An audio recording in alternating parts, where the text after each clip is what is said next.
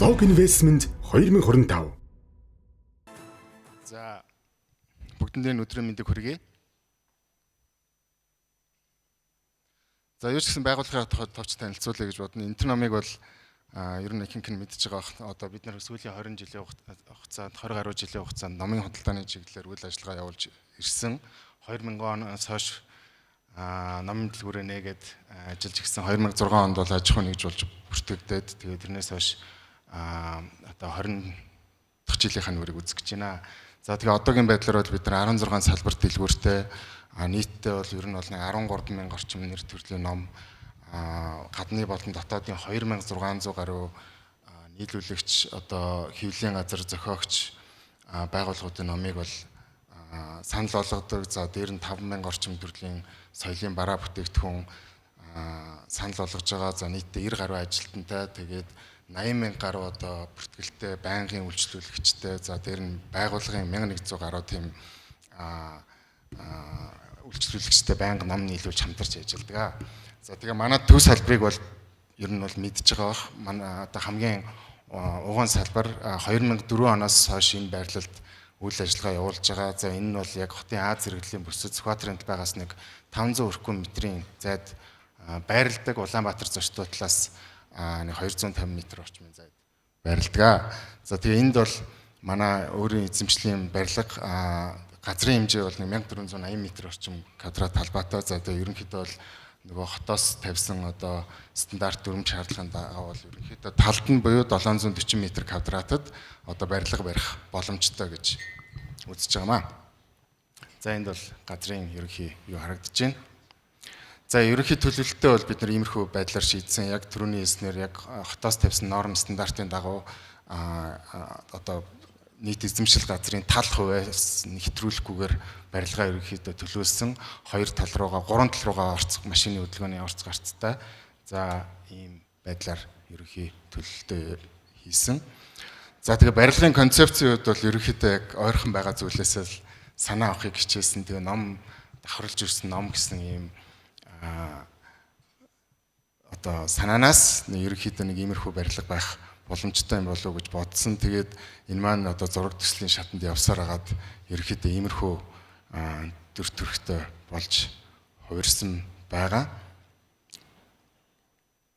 За энэ дээр ерөнхийдөө барилгын ерөнхий одоо мокап концептыг харуулж байна. Тэгээ бидэд бол яг ер нь аль болох гадна одоо террас талбай нэлээд ахиухан байх тэгээ ногоон байгууламжийг бас оруулж өгөхийг ирмэлдсэн. Тэгээд бас яг барилгын ерөнхий дизайныг бол аль болох орчин үеийн байдлаар тэгээд бас барилга угсралтын юмд ч гэсэн аль болох төгсшил багтаагаар хийхэд хялбар байх талаас нь бодолцож хийсэн байгаа. За энд бол 3D рендер зургийн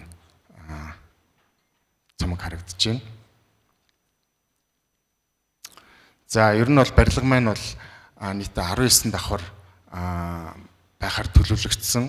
За нийтдээ бол яг өндөр барилгын юунд очлохгүйгээр яг 75 м-тэй бид нар бариулж одоо зураг төслийг гаргасан байгаа. Тэгээд энэ бол төгсшил багтаа байх талаас нь бас бодолцсон. За тэгээд авц зогсоолын хувьд бол B2 гэсэн 2 давхар зойрын давхартай. За тэгээд эндээс бол ер нь бол эхний 4-5 давхрыг үйлчлэгээний талбай байх, үлдсэн хэсгийг бол офис гэсэн төлөвлөлтөй хийсэн байгаа. За энэ дээр бол ерөнхий нь үзүүлэлтэд харагдаж байна. За барилгын нийт талбай бол 14,700 орчим метр квадрат. За тэгээд энэний ашигтай талбай нь бол 11,500 орчим метр квадрат байгаа. Тэгээ энэ бол нэг ашигтай талбай нэг 78 орчим 79% байгаа. За нийт машины зогсоол бол гадна дот нийлээд 74 машины зогсоолтой. Нийт 19 давхар. Тэгээд 2 давхар зойрын давхартай. За тэгээ үүнээс нэг 25% буюу 3,800 орчим метр квадратын бол үйлчлэгээний талбай байна гэж тооцоолж байгаа.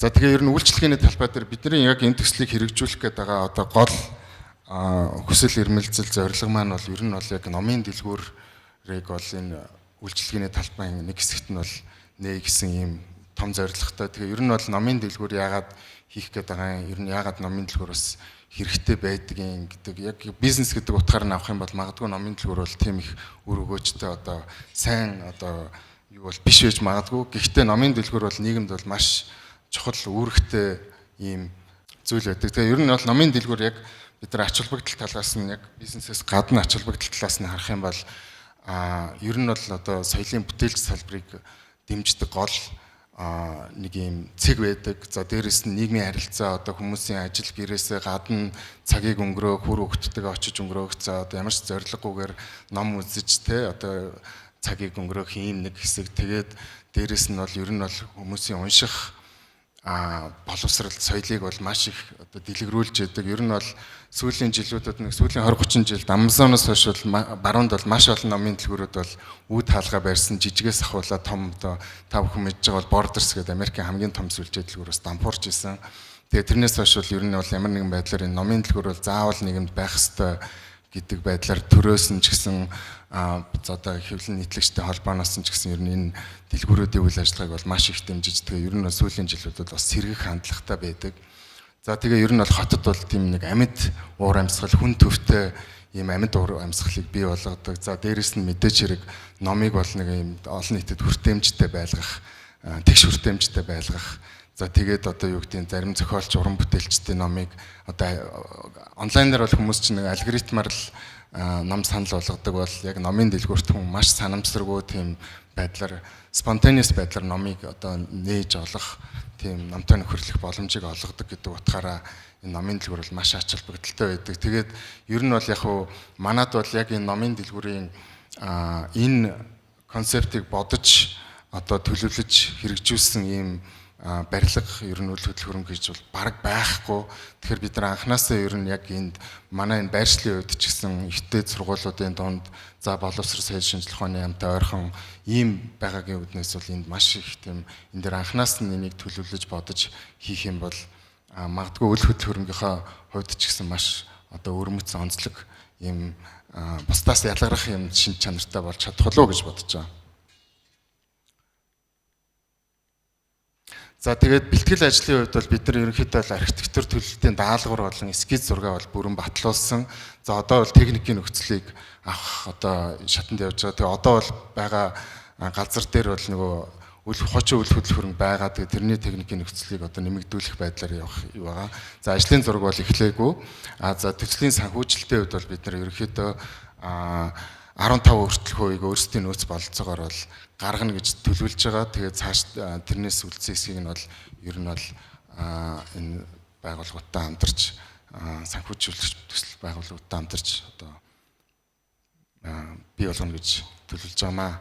За яг хөө барилгын ерөнхий энэ бол маш одоо төсөөл маягаар хийсэн яг мэрэгжлийн хүмүүс хараад бол шүмж хэлэх бах. Тэгээ ер нь бол 27 оны хавар барилгыг эхлүүлээд 28 29 оны өвөл бол дуусгах гэсэн нийтдээ 21 сарын хугацаанд дуусгах гэсэн ийм урьдчилсан байдлаар төлөвлөгөөгөө бол тавьсан байгаа.